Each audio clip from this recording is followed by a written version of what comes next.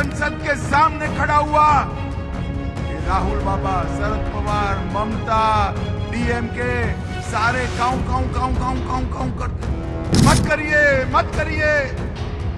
मैंने पूछा भाई क्यों न करे, तो उन्होंने कहा कि खून की नदियां बह जाएगी। नरेंद्र मोदी सरकार है, खून की नदियां छोड़ो, किसी की कंकर चलाने की हिम्मत नहीं है। राहुल बाबा, आप तो क्या, आपकी चौथी पीढ़ी भी आएगी ना, धारा 370 वापिस नहीं। राहुल बाबा सबूत मांगते, राहुल बाबा जरा सी समझ होती तो आप सबूत न मांगते, टीवी पर पाकिस्तान वालों का लटका हुआ मुंह देख लेते तो मालूम पड़ जाता वहां क्या हुआ। मुझे बताओ, ये कश्मीर जो है हमारा है या नहीं? अरे जोर से बोलो, ऐसे क्या बोलते हो भाई, है या नहीं है? धारा 370 हटाई, ठीक किया या नहीं किया? जब धारा 370 हटाने का संकल्प मोदी जी ने रखा, कानून लेकर मैं संसद के सामने खड़ा हुआ, ये राहुल बाबा, शरद पवार, ममता, डीएमके सारे काऊ काऊ काऊ काऊ काऊ काऊ करते रहे, मत करिए मत करिए। मैंने पूछा भाई क्यों न करे, तो उन्होंने कहा कि खून की नदियां बह जाएगी कश्मीर। राहुल बाबा, ये नरेंद्र मोदी सरकार है, खून की नदियां छोड़ो, किसी की कंकर चलाने की हिम्मत नहीं है, कंकर चलाने। हमने 370 को हटा दिया। अभी वहां नेशनल कॉन्फ्रेंस और कांग्रेस की सरकार आई, 2 दिन पहले उन्होंने प्रस्ताव पारित किया कि 370 वापिस लानी चाहिए। मैं आज आप सबके बीच में कहकर जाता हूं, राहुल बाबा, आप तो क्या, आपकी चौथी पीढ़ी भी आएगी ना, धारा 370 वापिस नहीं। कश्मीर भारत का है, इस पर कोई उंगली उठाकर देख नहीं सकता। आपका शासन था, आए दिन पाकिस्तानी आतंकवादी बम धमाके कर कर भाग जाते थे और मनमोहन सरकार के माथे पर जू नहीं रेंगती थी। नरेंद्र मोदी सरकार आई और उरी और पुलवामा में हमला किया। वो भूल गए कि अब मनमोहन सिंह की सरकार नहीं है, अब नरेंद्र मोदी की सरकार है।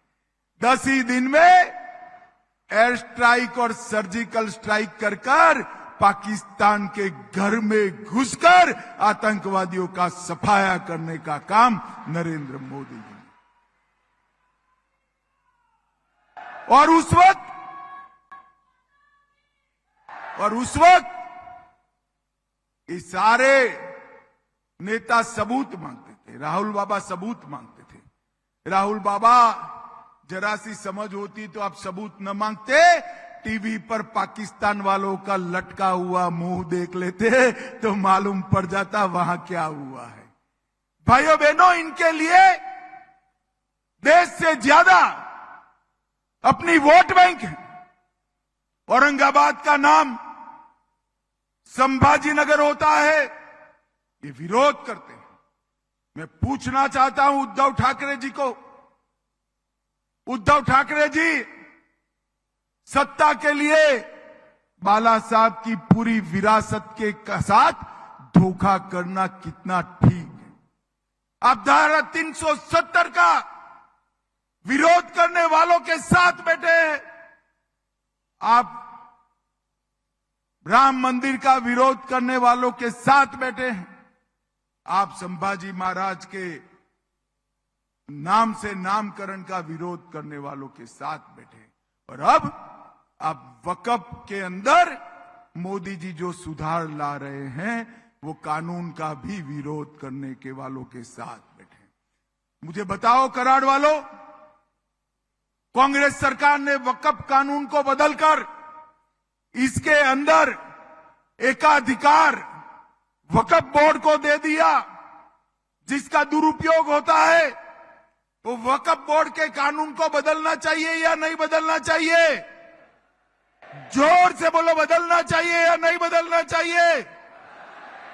अभी अभी 2 दिन पहले कर्नाटक के वक्फ बोर्ड ने कई गांव, मंदिर समेत, किसानों के घर समेत, किसानों की खेती की भूमि समेत वक्फ की संपत्ति कर दी, और राहुल बाबा कुछ नहीं बोलते। और ये अगर अघाड़ी की सरकार आई तो महाराष्ट्र में भी इसका रिपीटेशन होगा। मगर कराड़ वालों, आप चिंता मत करो, ना अघाड़ी की सरकार आनी है, ना किसानों की भूमि वक्फ की भूमि होनी है।